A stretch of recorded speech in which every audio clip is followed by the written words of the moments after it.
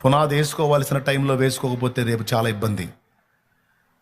అందరికీ చెప్తా ఉంటాను, యవనస్తులందరికీ చెప్తా ఉంటాను, రే జాగ్రత్త, ఇది పునాది వేసుకోవాల్సినటువంటి టైం.